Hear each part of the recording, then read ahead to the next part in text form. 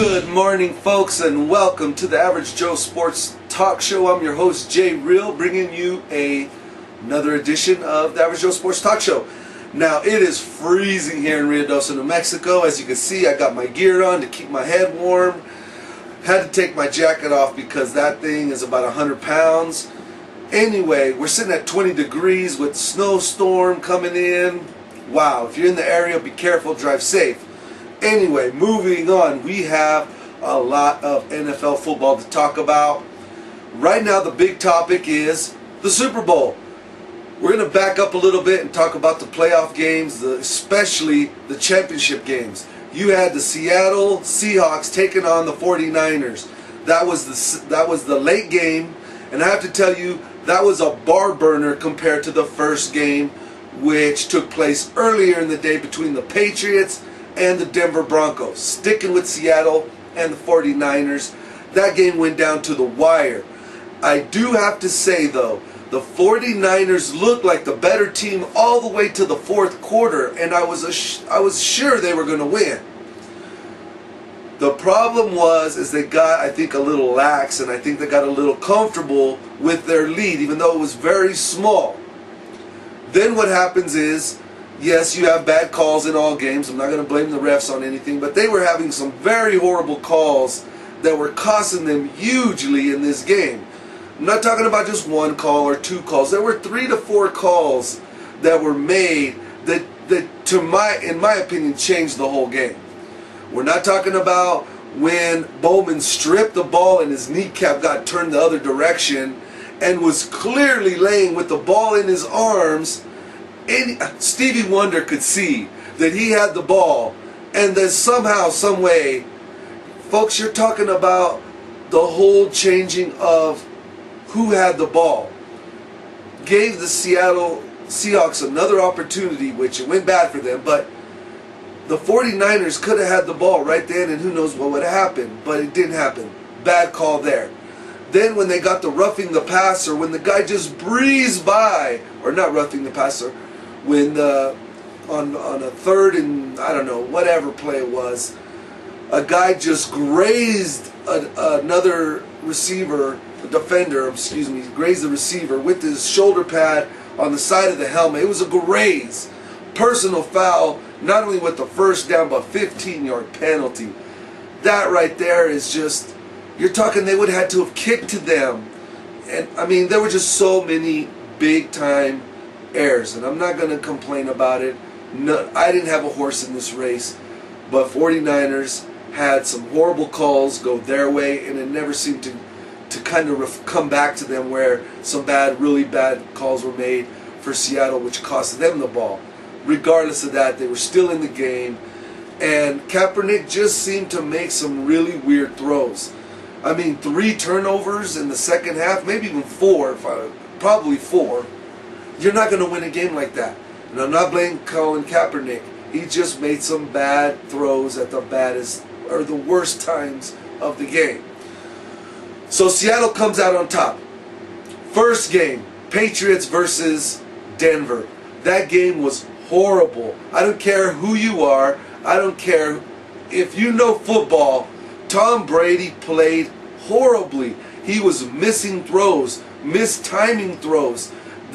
I had never seen Tom Brady, and I'm not a Tom Brady fan by any means, but you can respect the guy. His play is always on the money, and this day he did nothing to help his team win. The defense of the Patriots allowed Manning to basically do whatever he wanted, throw wherever he wanted. I believe at one time in the third quarter he only had missed 1 pass. He was 23 for 24 in the third quarter. He hadn't missed anything but 1 pass. That is not NFL football. That's, my gosh, NFL football team playing high school. I mean, you just can't allow a team to do that to you. And the Patriots did, and they lost. That game was not even close to the score. 26-16, something like that. It should have been 46-6. That's the way the game seemed to go the whole morning. Moving on from that, now we got our best 2. You got Denver Broncos going against Seattle. This is what I have to say about this game. And there's just some years you feel it in your bones. There is a team that makes it through everything, gets to the Super Bowl, and you just think it's like destiny that they win. Now, excuse me, with that said, it just seems like Seattle is at the right place at the right time. If you watch that 49ers game, they should have lost that game, but somehow pulled it out. It just seems like it's their year. When Green Bay beat my Steelers in the Super Bowl a few years back, it just had that same feeling where Green Bay, they lost all their defense. We should have been rolling them, and instead, they just seemed to be that team that was destined to win that year and take it away from my team, the Steelers. Well, I have to say I feel the same way here. It just seems like Seattle is at the right place at the right time, and their team, even though it may not be better than the Broncos, there's just something there, fate, destiny, whatever you want to call it, that's going to help them and propel them past the Denver Broncos in the Super Bowl. And that's my prediction. I think Seattle will win next weekend in the Super Bowl, and that's what I'm praying for. So moving on from the games, there's been huge topics in the NFL going around right now about Sherman, the player for Seattle, their defensive back, that he acted like a thug at the end of their game. Now, when you put a microphone in front of a fighter, let's say if it's UFC, boxing, whatever, you put any microphone in front of a heavy competitor, not even a minute or two after the game, you expect him to think about what he's going to say before he says something? That's moronic. The guy was just out of the heat of battle. They could have lost the game if he would have missed that play. And instead, they win by his split decision thinking to bat the ball away and just right into the arms of one of his other players. So you throw the mic in his face, of course he's going to act like that. Of course he's going to be all pumped up and excited and out of control. Why would you think anything else? The guy is not a bad guy. He is one of the best backs in the league. So let him say what he wants to say. Who cares? People are making a deal like he freaking kicked puppies out in the parking lot for, the Animal Channel to record it. He didn't do that. He acted out like a competitor would. He probably said some things that he wishes he could take back, and even if he doesn't, I have no problem with what he said. I have no problem with the way he acted at that particular time of the interview. You're talking 2 minutes after the game ends. Hey, by the way, how do you feel about this? And he goes off. It's ridiculous. And that's all we're going to say about that. Get off Sherman's back. He's not a thug. He's not crazy. He's a good guy. And in the heat of battle, said some things that 99% of us probably would have said. So moving on from that, the next big topic that it's been driving me crazy, folks, and I'm going to be as real as I can be with you all. This is a topic that burns my hide because really there's no true answer. There's no right true answer. And the question is Peyton Manning the best quarterback of all time? That's all I've been hearing. Peyton Manning is the best quarterback of all time. Now, I could jump on my soapbox and start ranting and raving, but I'm not going to do that because I want to come to you all and get your feedback, your opinions, because I need help. Not for my decision, but trying to understand how so many people could feel this way when the facts, the proof, and the stats don't support anything like that. It's not even close. It's not even in the same universe. Now, we'll break this down like this. Peyton Manning has 2 Super Bowl appearances, 1 loss, 1 win. Okay? He has broken a lot of records over the last 5 years. But football has changed over the last 5 years. You're talking the game is so quarterback heavy that you got rookies throwing for 4,000 yards. People, please. 20, 30 years ago, you had to be Joe Montana, you had to be Dan Marino, John Elway, you had to be Warren Moon, you had to be one of the all-time greats to even touch 4,000 yards. And now you have rookies throwing 4,000 yards. People, the game has so much changed. You have quarterbacks now where their stats aren't that big of a deal. I don't care how much you think Peyton Manning's the greatest thing because he throws for 4,000 yards. Everybody's doing it now. Everybody is doing those kinds of numbers. It's inflated because the rules have changed to help quarterbacks and receivers inflate those numbers. That's not me just being a hater on football right now. I'm being a hater on the way that they're changing the game. And I can tell you right now, folks, I'm almost fed up to here with the way that the upper guys, the guys that don't even play the game or have ever played the game, are changing this game with stupid rules, crazy adjustments. It's just getting frustrating. So Peyton Manning, yes, he has crazy stats. He beat this year Dan Marino's passing yard stats, but that's again inflated.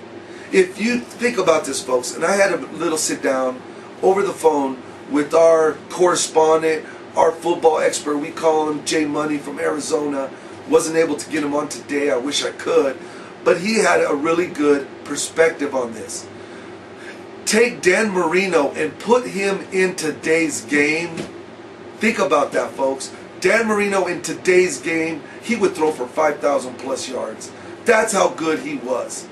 If you put Peyton Manning and transport him back 30 years ago, come on. He'd be lucky. Oh my gosh. He'd be lucky to be just your average quarterback. And I'm not saying that because I'm not a Peyton Manning lover or a hater. Let's just break it down. His stats right now, he has a losing record in the playoffs. So if you took him back and put him back then, he probably wouldn't even have a Super Bowl right now. Much less be considered the best quarterback ever. This is where we're going to look at. He has a losing record in the playoffs. That's not me just being a Peyton Manning hater, because I don't hate Peyton Manning. I actually find the guy to be a great quarterback. He has a 1-1 record in the Super Bowl. Okay? So 50% right there. You take those numbers, I don't care. Peyton Manning himself would sell his soul to the devil if he could have Joe Montana's Super Bowls. I guarantee you he would. I guarantee you he would do it for Tom Brady's Super Bowls, or, for heaven's sakes, folks, he sits dinner, when they have a family dinner, he has to look at his brother Eli Manning, who has 2 rings on his finger, and he's sitting there with 1. How can you call that the best? And I'm just asking. I'm not trying to say or deny it. I have my personal feelings. But how can a man with 1 Super Bowl ring, one, be considered the best of all times? Do we not categorize best players of all time by looking at championships, by looking at winners? What has Peyton Manning won to be considered the best of all times? And I have all these people, that Peyton Manning lovers, that throw out all these stats and all these records. Again, records are inflated right now because everyone's passing for records. So throw that out the window. So stats, his passing yards and stats, inflated. Throw that out. Let's look at his winning. What has he won? He's won 1 Super Bowl out of 2. He's on his 3rd Super Bowl right now. And I have people all over the place saying if he doesn't win this Super Bowl, he's still going to be the best of all time. That is asinine, moronic, idiotic, whatever you want to call it, because the stats, he doesn't have the trophies on the wall to prove that by 1 Super Bowl. 1 Super Bowl. So, being fair to Peyton Manning, I think he's a great quarterback. I think he'll be a great coach if he ever wants to be a coach. He's smart. He does things no one else does in today's era. But let's look at Tom Brady. Let's look at resume to resume just right now in our generation. Forget the past. In our generation right now. Tom Brady, 5 Super Bowl appearances, folks. 5 Super Bowl appearances, and he's got 3 rings. Okay? He has a winning record in the playoffs. It's ridiculous, his record in the playoffs. He has 3 in the last 3 years. He has taken his team to the championship 3 years in a row. Okay? And he's done it with a team that you can't even name probably 4 players on. We're not going to the Super Bowls. We're just talking about in the last, I don't know, 3-4 years. 3 championships with the team you can't even probably name 3 players off of. Peyton Manning, when he won his Super Bowl and should have won many more, he had an all-star team, folks. He had an all-star team. Reggie Wayne, Dallas Clark, God, what was their running back? Edgerrin James. I mean, Marvin Harrison, folks. He had an all-star team, and he wins 1 Super Bowl. So again, I'm not knocking. I'm just trying to throw the proof out there. Throw the proof out there. Well, how can we consider Peyton Manning the best quarterback of all times? Or even in this generation, when you have Tom Brady, 5 Super Bowls, 3 rings, 3 in a row championships from this year going back 3 years. A winning record in the playoffs. Oh, and let's just throw this in for just fun and laughs. He has an undefeated regular season, I believe, what, 2 years ago? Undefeated season, regular season, happened to lose a Super Bowl, or else they would have won.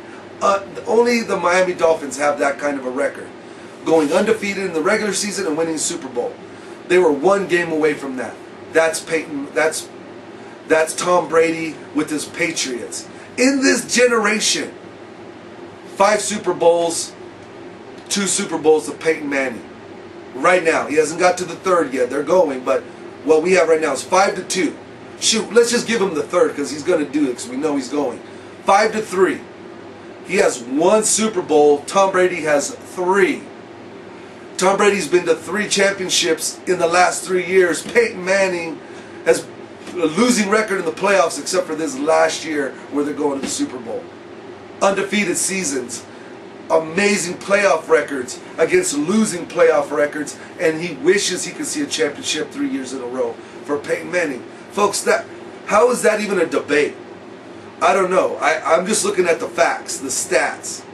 Peyton Manning is not even the best quarterback of this generation right now. Period. You can't lie against the stats I just threw out there. Now, let's throw Aaron Rodgers into the mix. Aaron Rodgers, most people consider the best quarterback right now in the NFL. It's so funny. How can we consider Peyton Manning the best quarterback ever when, if given a choice, probably more picks than not, most people would take your Tom Brady, your Aaron Rodgers, your Drew Breeses over Peyton Manning right now in our generation. But yet he's the best of all time. Oh my gosh. So, with that said, give us your comments and feedback. I gave you some information, some stats, some facts. Mull them over. Leave us feedback and comments. Even let us know why you excuse me, would pick Peyton Manning as the best quarterback of all time. Much less, okay, forget our generation and for all history, when you got Joe Montana, 4 rings, 4 Super Bowls. You got Tom Bradshaw. You got Bradshaw, Terry Bradshaw, 4 rings. You got Troy Aikman, 3 rings on their fingers. How could you put 1 ring, 1 losing playoff record in the same category? It's just, okay, but stats. He has the best stats. We already explained that. If you took Montana, put him in this generation. You took John Elway, put him in this generation. Come on, folks. That doesn't make any sense to throw stats. It's an inflated stat football league right now. It's been like that for years. So that just goes out the window. Anyway, we're going to go ahead and go into our wrap-up, and we're going to do the Magic Minute because next Saturday, not this Saturday, the following Saturday, February 1st, that's right, February 1st, Born of the Gods pre-release is going down at the Player Zone. $35 gets you the pre-release kit, pays for your tournament fee and the snacks and the food. It's just going to be an amazing time. Saturday starts around 2 o'clock. You are all welcome. If you want to learn how to play Magic, or you're a great player and you want to get involved with the pre-release, it's going down. You can contact the Player Zone, 575-257-0559. Hit them up, say I want to get entered, because there's only 18 spots left for that tournament. Now, excuse me, new sponsors. We're just blowing up. Keep letting us know if you think the one show a week is working, or do we need to go back to 2 shows a week. I'll do whatever you all want from us as far as sports information. But we got a new sponsor. First of all, let me take off my lid. Got that there at the mall in Alamo. It's pretty cool. My head's sweaty, but check it out. Gonzo Jerseys. It's a new company. He's trying to get it off the ground. Hooks you up with any kind of jersey. I mean, come on now, folks. LeBlanc jerseys are sold out everywhere. You can't get them. And this guy can get 2 to 3 different versions of that man's jersey right now for $50. $50 jerseys. You can't beat it. They're official. They got the patches sewn on.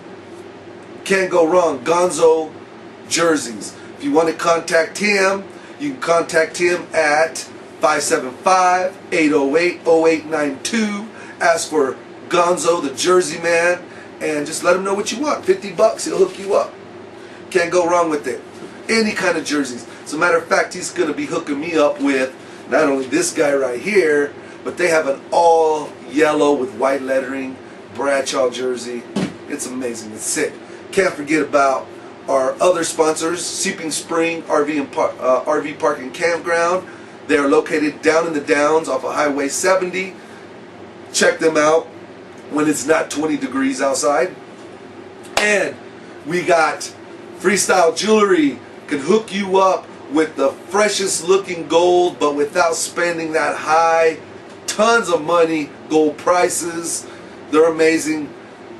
Freestyle Jewelry, you can also contact them through the Player Zone. And then we got Freestyle Productions, gonna come out with some really cool new Stop the Bully campaign videos. We got a new music guy's gonna be making us some sick music to put on those videos and intros. Can't say enough. He's actually gonna be one of our other sponsors, but he's too new right now. Got to work out some details, but some fresh new music coming in with the No Campaign, Why Bully, Be a Friend. Folks, the bullying is still going on. It's crazy. Every week since we started our campaign, all we hear about is new stuff. Kids killing themselves over being bullied. It's ridiculous. We got to stop it. Contact the Player Zone, or you can write us if you got your own story or want to share information or get involved. There's no money. We're not that kind of business or businesses. We just want to help the kids. You can call or write. Get your No Bully Zone sticker or logo, put it in your window. I got it in my shop, my home, and in my car because this is ridiculous. And we can't forget about the Player Zone. Hook us up. He'll hook any of you up with sports cards, memorabilia, autographs. I mean, Golden Age comics, the works, Yu-Gi-Oh, Pokemon, Magic. Player Zone. Been with us since the beginning, and right on time errand and delivery service. All of our sponsors, we love you guys. We're glad we can still be on the air with you all. But that's our show, folks. We hope you enjoyed it. Don't forget, leave feedback. How is Peyton Manning the best quarterback of all time? We're just going to end the show with saying in our book, he's not even close. Maybe top 10 if he wins the Super Bowl. It might happen that he can hit that top 10. But anyway, that's our feedback. That's our show. Have a great weekend. Peace and much love. We'll see you next week's show.